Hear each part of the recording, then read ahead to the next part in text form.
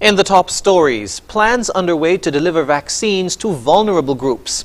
Guyana teen remanded for child's murder, and Palestine begins massive vaccine rollout campaign.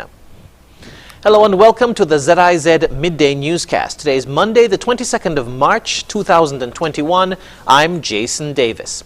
Nationally, with the national COVID-19 vaccination deadline set for June, plans are underway at many health centers around the island to reach persons who may be unable to come to the centers to get vaccinated.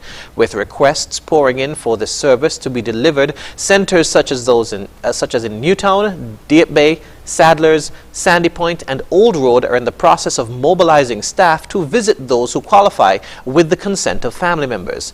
If persons want to receive the vaccine but are unable to visit, nurses are strongly suggesting that appointments be made, as one vial contains 10 doses, so 10 persons would have to be scheduled. Meanwhile, Nurse Doris Bradshaw and her staff at the Molyneux Health Center have begun doing some home visits, and the Tabernacle Health Center will begin that service today. In other news, in focusing attention on the importance of water and advocating for the sustainable management of freshwater resources, St. Kitts and Nevis joined the rest of the globe in celebrating World Water Day on Monday. The theme for this year's commemoration is Valuing Water. In an address to the nation, Minister of Utilities, the Honorable Sean Richards, underscored the importance of the finite resource. The value of water is about much more than its price. Water has enormous and complex value for our households, food, culture, health, education, economics, and the integrity of our natural environment. If we overlook any of these values, we risk mismanaging this finite, irreplaceable resource. He added that valuing water means cooperation between the various segments of society and stakeholders. Minister Richards said due to the ongoing COVID-19 pandemic, activities to commemorate World Water Day by the St. Kitts Water Services Department were scaled down. Every year, the Water Services Department organizes a week of activities to coincide with World Water Day. This year, mindful that we are still in the midst of the COVID-19 pandemic, we have scaled down our activities. However, given the importance of keeping us all aware of our water situation, we have decided to still have a few activities to celebrate World Water Day. The minister said activities include a display of behind-the-scenes operations at the department's Needs Must main office that will be open to the public on Monday and Tuesday. At Independence Square on Wednesday, the team will be displaying their talent and sharing information on water conservation, and there'll also be the relaunch of their website www.water.gov.kn and their Facebook page. Persons will also be invited to update their information on the department's customer database in order to receive bills electronically and provide the option for bill payments online. On Friday, the department will be hosting a Customer Appreciation Day where tokens will be given to persons who come in to settle bills.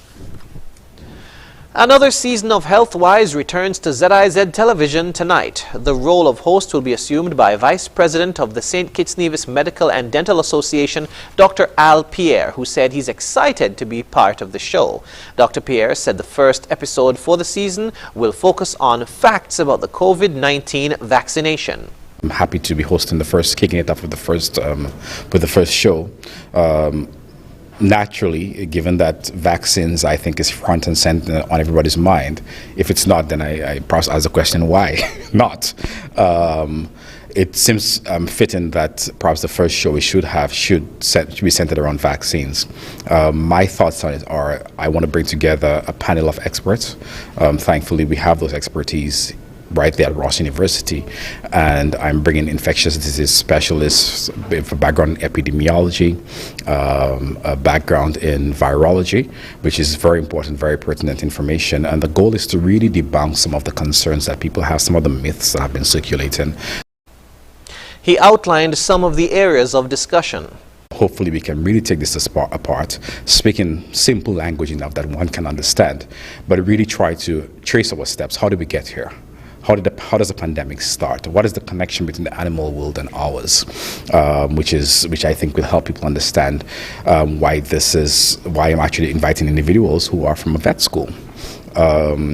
I also want to talk about some of the effects of COVID on the body.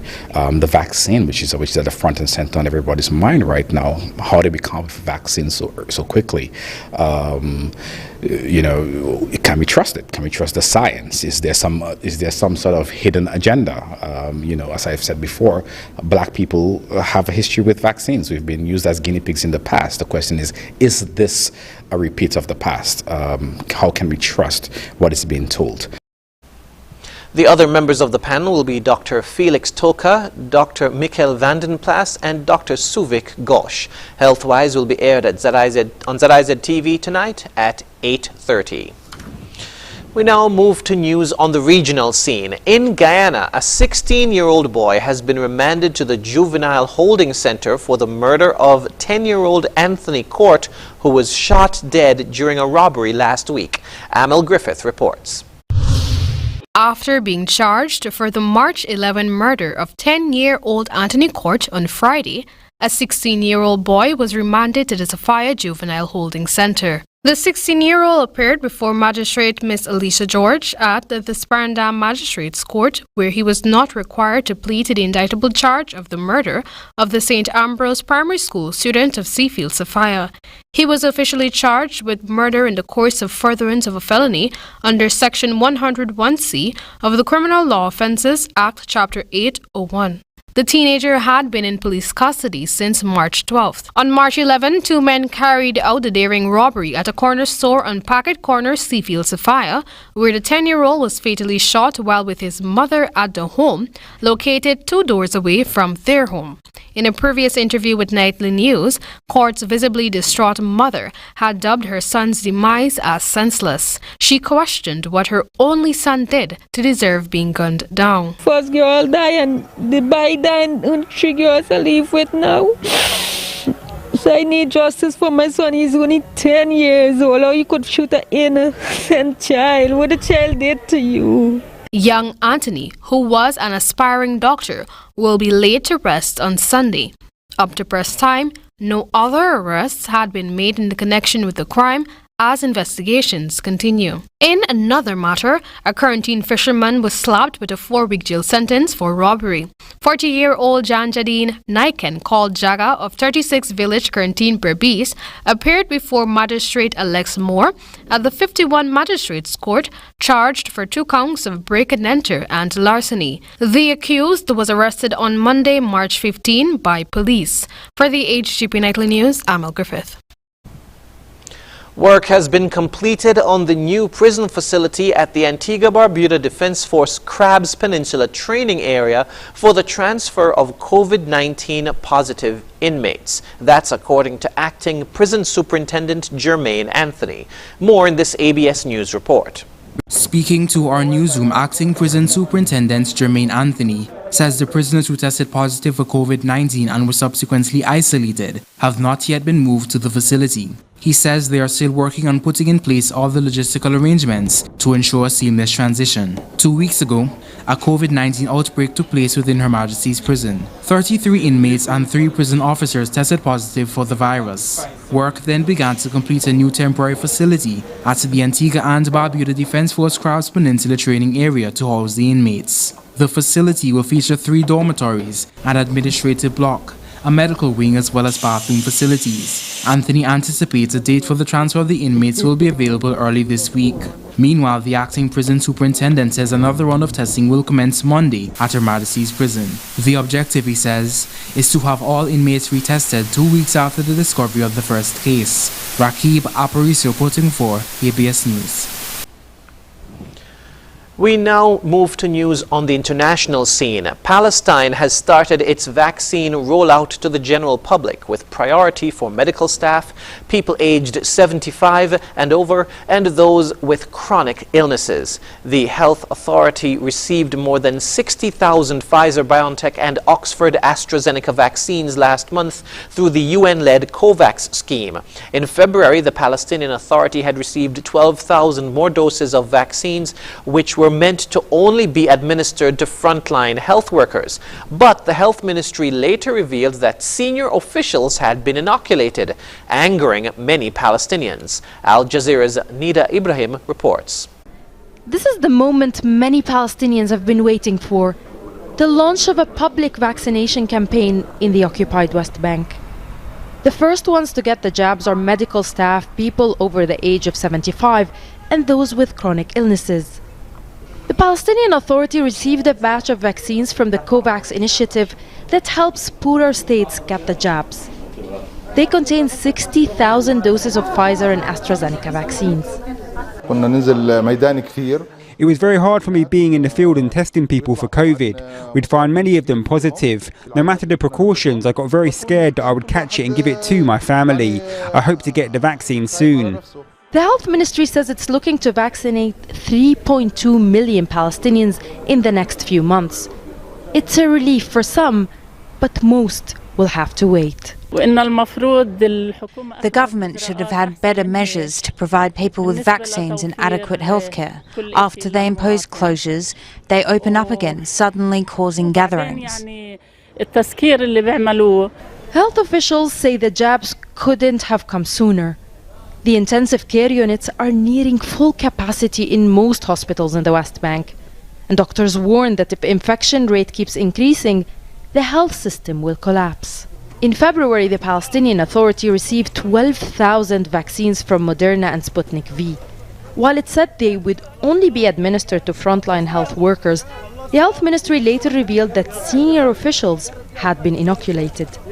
That angered many Palestinians who say the Palestinian Authority didn't distribute the vaccine fairly. A few days ago, we received the first package of vaccinations from COVAX, and the instructions to the Ministry of Health and all its staff stated that the vaccination process should be dealt with in full transparency and clarity, and that any person who might bypass the priorities announced by the Ministry of Health will be held accountable. Another frustration comes from Israel's unwillingness to vaccinate Palestinians under its occupation. 3 million Palestinians live in the West Bank, and Israel's government only inoculated about 100,000 who commute to Israel for work. The Palestinian Authority has ordered closures to slow down the infection rates, but it's come under pressure for not compensating those who were affected by the lockdown. A year into the pandemic, the Palestinian economy has taken a big hit that could last for years. Nida Ibrahim, Al Jazeera, the occupied West Bank. Scotland's First Minister Nicola Sturgeon has come under scrutiny before a crucial local election over allegations she mishandled an inquiry against her predecessor, Alex Salmond. The inquiry found she had misled legislators while giving evidence earlier this month over Salmond sexually assaulting women.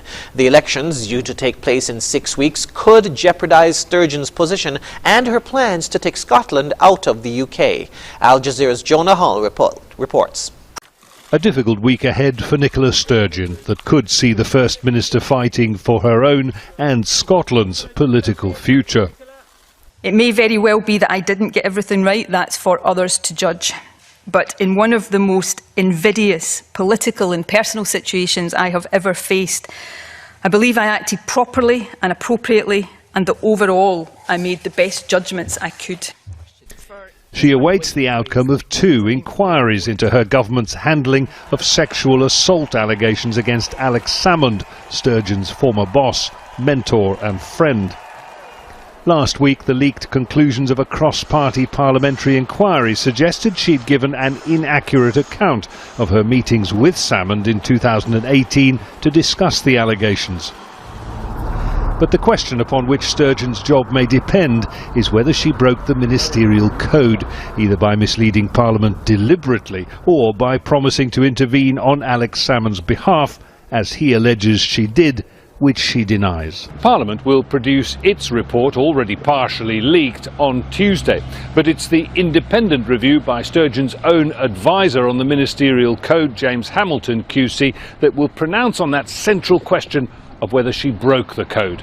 If so, Scotland's First Minister will find herself under intense pressure to resign. Scotland's future should be in Scotland's hands. That is what this debate is about, the future of our country. Nicola Sturgeon is determined that Scotland should hold another referendum on independence, something Prime Minister Boris Johnson has refused. The question was voted down in 2015, but Brexit has caused a rise in support for independence among Remain-minded Scots.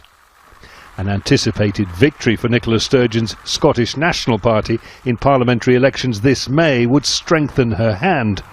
But a crisis of trust at the heart of the nationalist cause could tear it all down. Jonah Hull, Al Jazeera, Edinburgh. And now for the weather. Current conditions are clear skies with a moderate breeze of 13 miles per hour. The temperature is 29 degrees Celsius or 83 degrees Fahrenheit. Seas are moderate with waves of 3 to 5 feet. The weather forecast for St. Kitts and Nevis today says to expect mostly sunny skies with a 30% or low chance of showers. And for tonight, partly cloudy skies with a 50% or moderate chance of showers. Sunset today will be at 6:22 p.m. Sunrise tomorrow at 6:12 a.m. And that brings us to the end of the ZIZ Midday Newscast. Join us this evening for these stories and more in detail. Thank you for tuning in. I'm Jason Davis.